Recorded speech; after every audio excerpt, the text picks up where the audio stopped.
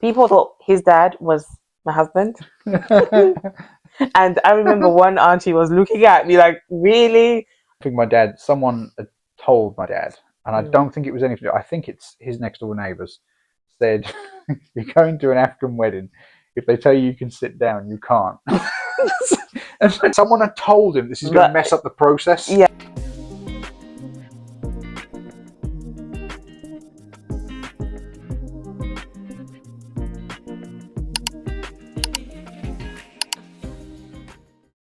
Hi guys, I, welcome to my channel. If you're new here and if you've watched my previous videos, welcome back. Thank you so much for your support. Guys, if you haven't subscribed yet, please subscribe. Would really appreciate it. Don't forget to like, share and comment. So moving straight into the video, we're going to be talking about all things proposals and our 3 weddings in 2 different continents. How exciting. yeah. So we just thought we'll talk about it now. You now know me, you know Mitch, you know how we met. So we just thought we'll talk about the marriage side of things, the serious business. Yep. So do you want to take over the proposal story? Oh, right. Since you proposed and you Oh, were in yeah. charge of that. So yeah. Right. Yeah. A lot went into it, really. Mm. You think, you have to. I think where I decided that I want to get married after a while. I think I told my mum first, Okay. and my dad, and my stepmom as well. Mm-hmm. They're all like over the moon. I was 31, probably never thought I was never going to settle down or something. I was, but Mm. yeah, they're absolutely thrilled, and it came to I'm going to find a ring, and I'm going to put some work in, and do things properly Mm-hmm. um, when you were moving back from you were Yeah. in Manchester at the time, weren't you? Yes, But we were doing long distance at during that that at time. that point, yeah, Yeah. So I had no idea, obviously, that mm. it was planning all this. Yeah, And okay, so obviously we come from different cultures and backgrounds, mm-hmm. where on my side, you don't really ask the dad, You go by the aunties, you but go yeah, via the aunties, tete, yeah. the tetes, and Yeah. what was your approach and what made you Uh, decide to go to my dad's so and to ask so for so that was Mitch? it. So obviously I'd spoken to my family first. Mm, Uh, I've got to be honest. I know I spoke to your mum, but I don't remember if at that point I had the ring or not. I think I mm, did. I think I okay. did. I think I did have the ring, and we've just seen each other for you know we've just seen each other. Like I dropped you off at the train station or something. Okay. And then I got home and I had your mum's number because obviously I'd met V's mum. She's very Mm, welcoming to me, and V's dad I'd spoken to briefly on the phone, which mm-hmm. is not the done thing in V's culture. But I said to V's mum, I said, "Oh, how you do?" I think I blurted it out a little bit, and I sprung it on your mum a little bit. Okay. So I said, I don't know. It didn't come out to you. It wasn't like, oh, hi, Mrs. Rumor, how you doing? By the way, I want to marry your daughter, like that. It wasn't quite like that. But the phone went quiet for a couple of seconds. I think Mm, she wasn't expecting that, to say the very okay. least. Fair enough. And she went, yeah. She's really. You really. She said you've talked to your dad and Mm, the usual stuff. It's mm-hmm. really very very nice. Mm, Um, and I said, do you think it'll be a problem? And she mm, said, no, he's happy. We can mm-hmm. see you finished your education. Mm, You know,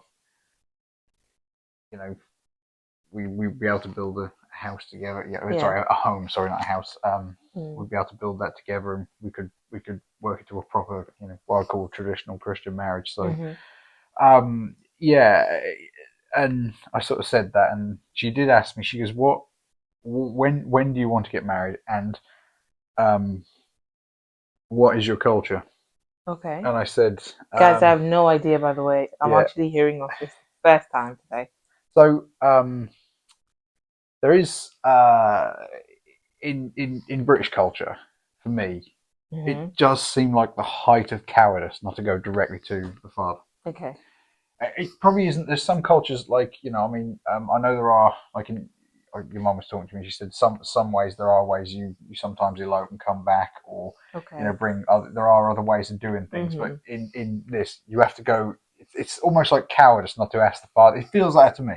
Mm, So I said, look, I know you don't. You normally go by the tete, the auntie, sorry. and you do things the traditional way, you have a meeting. I said, look, it would feel very wrong for me not to ask her dad to his face. I know I can't do that because he's in Botswana at the time. And I said, but she said, yeah, it'll be fine. Next thing, your mom texts me his number the next day. Okay. I think, well, I'm guessing the reason why you spoke to my mum is because you kind of built a relationship when you were in Zimbabwe. I didn't have anybody else's number as well. I don't know Yeah. why I remember this at our old house. I remember I was sat on the stairs talking to you, Dan. I'd forgotten that until just now. Okay. So and he said, yeah. He says, I said, I know it's not your culture. So your dad said to me, I said to him when I was sat on the stairs, would it be all right? And if I could marry us, he goes, yeah, he goes, that's fine. I said, I know it's not your culture, the general done thing to do it the way I'm doing it, but in our culture, you can't just not ask the father. It's almost like cowardice. So that's the reason I'm doing that. I do want to participate in every last little bit of the culture. Right. Have a Morora. Rora, sorry. Which is also called Lobola in some places, or dowry. Yeah. So you have to pay. You are the Morora. Oh yes, yeah. You are the Morora, daughter-in-law. Yeah. Sorry, and we would have a Rora. So we would have the traditional wedding. I said, your dad wasn't expecting me to pay for anything, but prior to that, just rewind 3 or 4 months. I'd done my research, and it's not about just. It really isn't about the money. It's about appreciation and culture. I mean, it really isn't about that. And obviously, there's a few people coming. I said, I want to do things properly and do things properly. So, but they weren't expecting anything from me. So, your dad was really hospitable and nice for that. So, your dad, and I said to your dad, can I speak to your siblings? And I rang both of them. Okay. I think your sister first and your brother second. And they were like, I remember they were like, oh, why would I mind? I said, you want to. They were both really happy, which was nice and welcoming for me. So that was just awesome. I said, right, well, we'll all go. So then, you were still living in Manchester, and I got everything prepared. Realised how I was going to do it. Got my my plan together. So I had. So I was going to get. I was like just about the ring. I was originally going to buy an antique ring because I thought that would be like that you get something very unusual. They're beautiful. They are beautiful, but I said no. Maybe you should stick to the traditional, like solitaire. From go and get it sized up and whatever. I didn't actually know your finger size. Yeah. I didn't know my own finger size. You don't know this. Your mum says be careful. She's got fat fingers. She did say that. She did. She wasn't lying. But no, in all fairness, I got the ring and it was the right size. It was. I don't know. I don't remember how I did it. I know I did really, really go into it and think about it, but it was obviously just the dumb luck, to be honest with you. Yeah. I think if it fit my little finger, it would fit your finger. Yeah. I think so. If it was too big for this finger, then I took a punt on it, and that was that. But so I rose. So who did you go shopping with? My mum. Yeah. My mum. Okay. Like I said, I'm a little hazy on whether I had the ring by the time I asked your dad or not. I think I did. Okay. But so yeah, we went around a lot of shops, and they sort of like bring you into these posh shops, and they treat you like a king when you got to come and buy it. Would you like some champagne? It is a big investment. It is. It's like would you like some champagne, sir? Would you like this? I'm like, no, I wouldn't. No, thanks. Just let me look at that ring. And I knew nothing about rings and that. And the next thing I know, I've got the eyepiece out, looking at it, thinking, well, that one. I know it's a bigger stone, but it's in the middle it has loads of black dots like coal in this. I was like, no. You became an expert. I suddenly became an expert overnight. Now I can't remember anything at all. But like it's part of the journey, really. And yeah, I got the ring. I got some other stones with it as well, some sapphires. Put them in a box, some sapphires and rubies, but the only one came in there was the only stone in there from Africa was what was on the ring. Yeah, that was So lovely. How many were they? there was at Like least 20, 20? 20. And then Small, obviously very small. very small. And then obviously the ring in the box, Yeah. which is, the diamond. Yeah. And yeah, what made you choose the location It of was an that? area I was quite familiar with. I used Mm. to live in that area. Mm. So an area is very quiet. It's very beautiful. Mm. Down by the river, sort of thing. It's very nice. But Mm. a couple of days before I went down to check what if it was still as nice, because I used to live in that area. So I used to go running around there, like when I was doing fitness for rugby and stuff like that. Mm. So I used to run along the river. I said, let's go down by the river. So when I got sorry, when I went there to check if it was actually a mess. Like people have been fishing there and just dumped stuff. So I Mm. actually ended up cleaning it all up. Oh, Like that's nice. just like so like when we got pictures, there wasn't Tidy. like someone's had one of those rubbish little barbecues and just dumped it Yes. there and fish and chip papers and that. So Yeah. I actually went around clearing it up. So Oh. cans and so forth. But yeah, I picked all that up, and then I got stung really bad because it was June. It was June, wasn't June, it? yeah. So it was Hay really fever season really as hot, well. hay fever season. So my face was swollen. And then I remember you called me from Manchester. You said, "What's wrong?" I said, oh, "I can't believe I've got hay fever." Why have you got hay fever? Where have you been? Where have you And been? that area I used to live in, they have willow trees there. So I'm very allergic to that whole area. How I ever lived there for like 7 years, I really don't know. I should never have done. But I come back and I was like, oh man, my face is swollen, my eyes hurt, everything. And I got stung and brambles, they had cuts all over my legs. And I said on the phone, so I don't think I'm a very good liar, obviously, but I said, yeah, I'm covered in cuts and bruises. You said, why? I was like, what were you doing? And I didn't know what to say, so I just changed the subject. Literally. But for me, I didn't even think anything of it. Yeah. I was like, okay, maybe it was, I don't know, doing the garden or something. Yeah. Yeah, I didn't even even like shave. hay fever. I was like, oh, maybe it's just the usual pollen because we both have hay fever. So I was like, oh, it's one of those times, really. But I didn't really think much of it.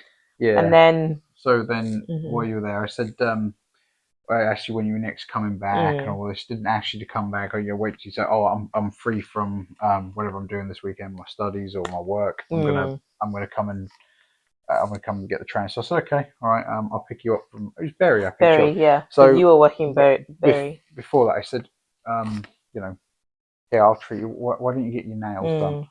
So I was like, oh, that's a nice treat. But it wasn't the first time, really. So I didn't really think, oh, proposal or anything.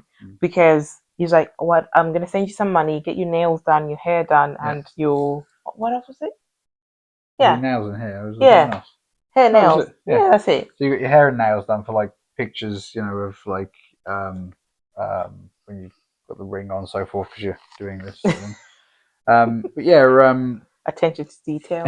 Yeah. So when you came back, we were at home and I think we just had dinner or something. And your mum called you and just didn't say anything. I was like, oh no. Yeah. So he came to pick me up from the train station. He was being a bit weird. No, just funnily enough as well. Car. When I got in the car, my car, somebody played a prank on me at work, and it was full of couscous. There was couscous everywhere in the car. Okay, and I was like, okay, maybe he's not okay because of the mess in the car. Maybe that's what's annoying him, or whatever. I wasn't like weird. I think we were just laughing and joking the whole way, but like that did annoy me about filling my car full of couscous, literally full of it. Yeah. And then we got home and had dinner. Yeah, we had dinner, and I think you were fine. I said, let's go for a little walk out by the river. A little drive and stuff. And yeah, we did. And yeah, I said something like, "Oh, close your eyes," and I said, "Oh," I turn around, and I proposed to you. Yeah. So yeah, the whole world knows now. Yeah. Lovely. So in that moment, obviously, I was so excited. I had so many emotions. It's like, is this really happening? What's happening? Does my family know? Did you tell my mom? Did you tell my dad? And he's like, yes, everyone. I've told everyone. Everyone knows what's going on. Except you. Except you. And I'm thinking, I speak to these people every day. And maybe that's why mom called me when we were having dinner. She was just staring. She was on the phone, just looking at me, not saying a word. I'm like, what's wrong with you, mom? Like, she wasn't saying a word. She was just looking at me. And yeah, so that's the proposal. Did all right, yeah. You did all right. Oh, nice one. Nice Yeah. one. So perfect location, not too many people because that's just that wasn't my thing. Not really, out there like that. So I think just being the two of us was great, and just peace and quiet, calm day, and yeah, it was really nice.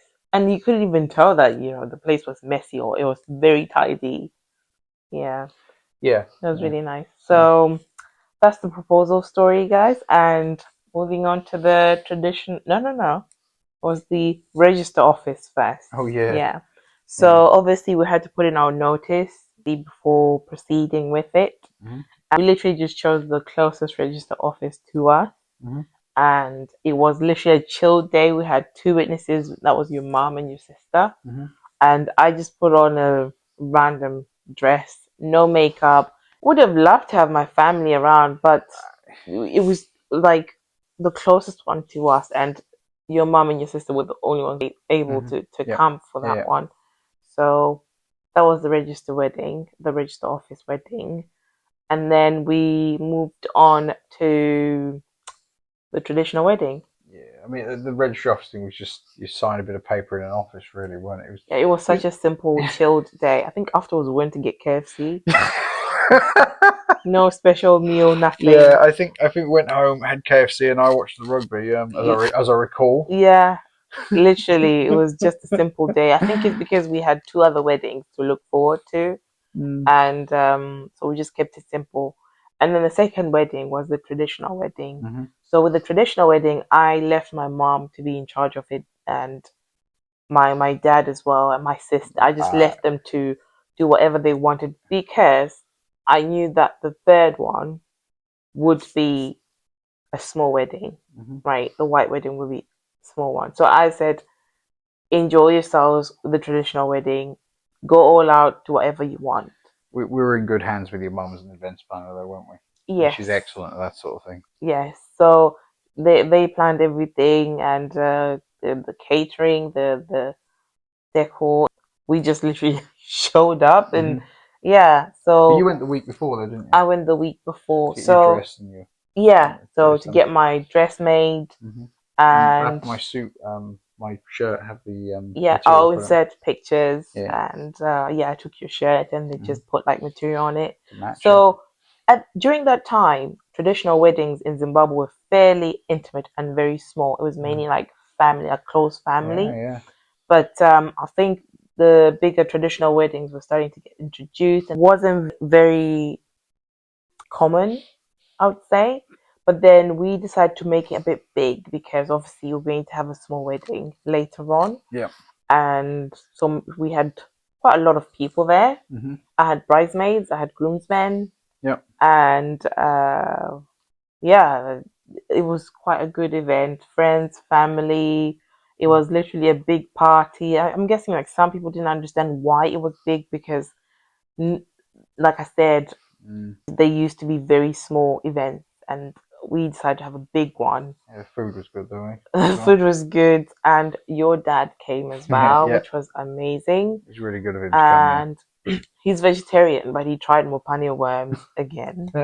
He did not enjoy them. The thing is, he didn't like the first one. Then he went back for a second. I'm like, Dad, why?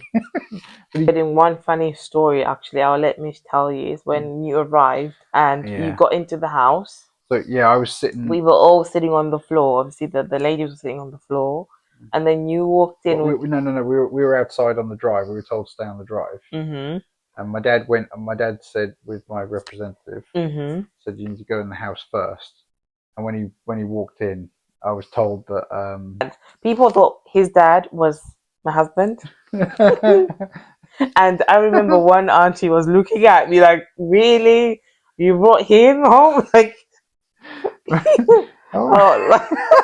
it's more like shock, really. But yeah, anyways, my dad would have been in his mid-50s at the time. I think that was the shock. But I'm like, no, that's